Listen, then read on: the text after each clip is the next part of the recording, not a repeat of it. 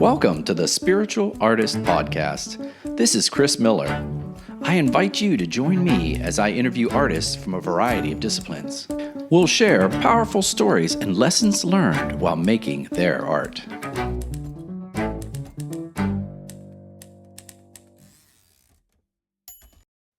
Good day, listeners. This is CJ Miller, the host of the Spiritual Artist Podcast. It's midweek here in Dallas, Texas.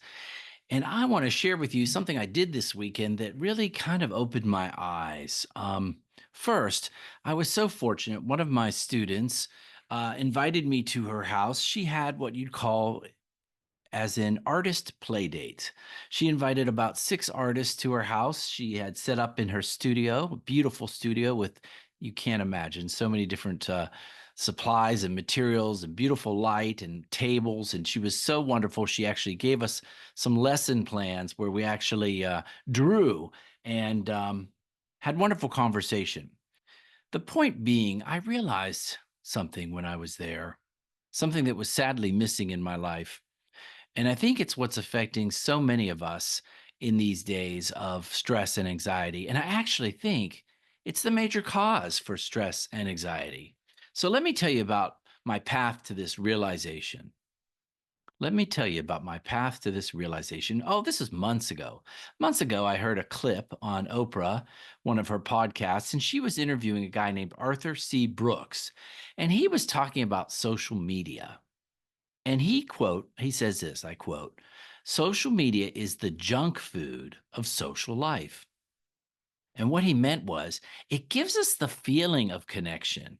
It's sort of like when you go to McDonald's. You feel like you're getting a whole meal. It's all packaged and you have all those different items. You have your burger and your fries and your drink, and you eat it and it tastes good. You think it tastes good, but 40 minutes later, you don't feel so good.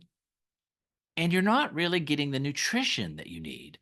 You're not getting the nutrition you need. So how is this social media the same?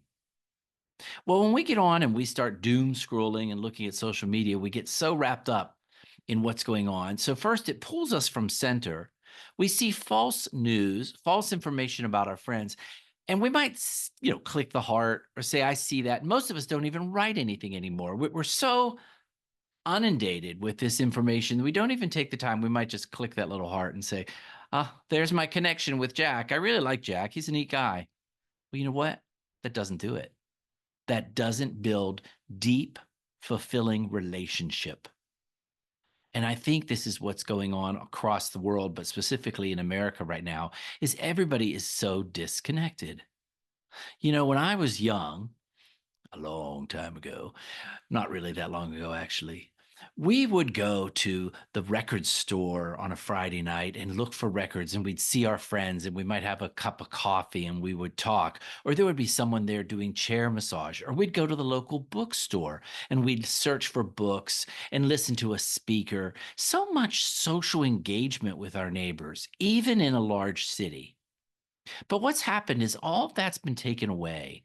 Now, when you want something, instead of going to a grocery store where you might actually meet some neat people, and trust me, everybody does that. It used to be the way when you were single in the city. How do you meet people? You go to the grocery store. I know that sounds wild, kids out there listening to this, but that's what we did. And you know what? We don't have any of that anymore. People are ordering everything online. It's delivered to your house. They're hiding away behind closed doors. They've pulled back from churches and community, and they're sitting there and they're looking at their phones and they're thinking, this will do it. This is all I need. This little through line is all I need to see how Jack is doing. It's not. It's not nutritious at all. It's superficial. It lacks depth and nourishment. There's no true relationship. And as I sat at my friend's house, Michelle, last weekend, and we sat around and she had snacks and we talked about our lives and our families and the challenges of making art and what we were doing now and what materials we were using, I realized that community, art community specifically, really will give you the sustenance that you need. So if you're listening to this and you are kind of shut away and you haven't an art group, this is my call to you.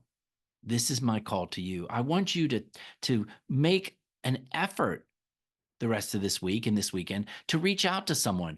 And instead of texting them, oh my gosh, right? Even texting, we're not even talking and hearing the real voice anymore. I want you to pick up the phone and call a friend and say, hey, you want to meet for lunch?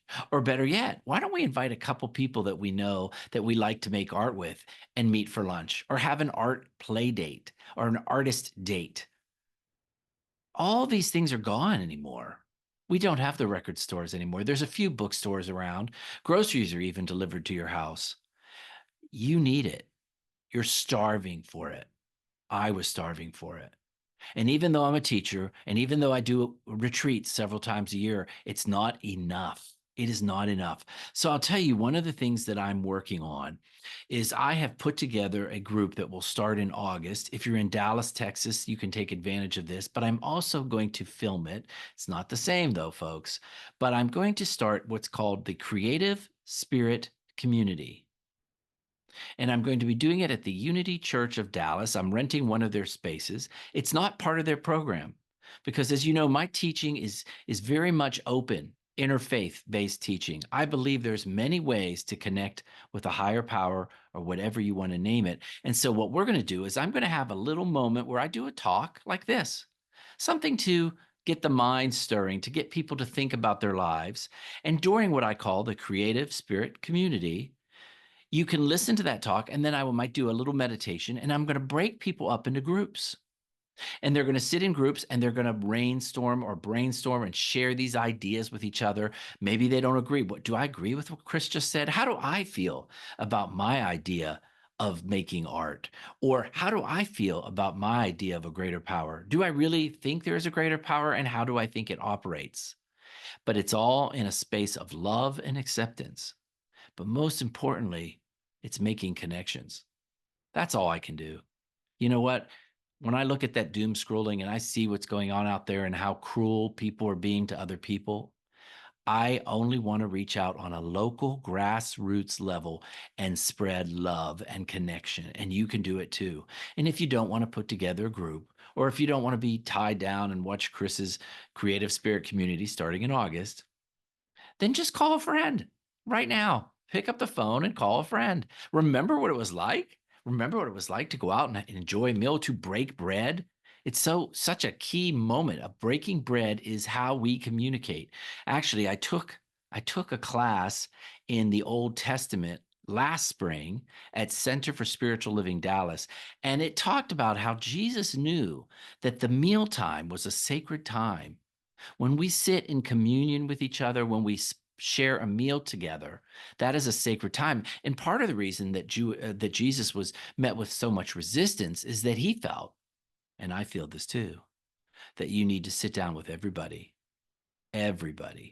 lepers, prostitutes, everybody, the very rich, the very poor, the everybody is included and has a space at that table. So try that. And I want to give you one other little gift here in this call. I hope it's lifted you. And I want you to realize that when I sat there and I drove away from my friend's house and I had some of my paintings in the back and the sun was shining, I thought, I feel so connected now. I feel like I was nourished spiritually, emotionally, intellectually. That's what it means to have community. So start thinking about, how can I get community back in my life? Maybe you don't order from those big chains online. Go down to the store. Buy from local people. Meet them one-on-one. Get to know the people that are selling in your area. There are small businesses that need your support. And let's face it, right now, it doesn't feel like many of those large companies do care about the individual. So one other thing I'm going to offer you is, if you want to put together a group, a discussion group in your neighborhood, I will give you some complimentary copies of my book. I have slated 5 per group. I'd be glad to mail them to you.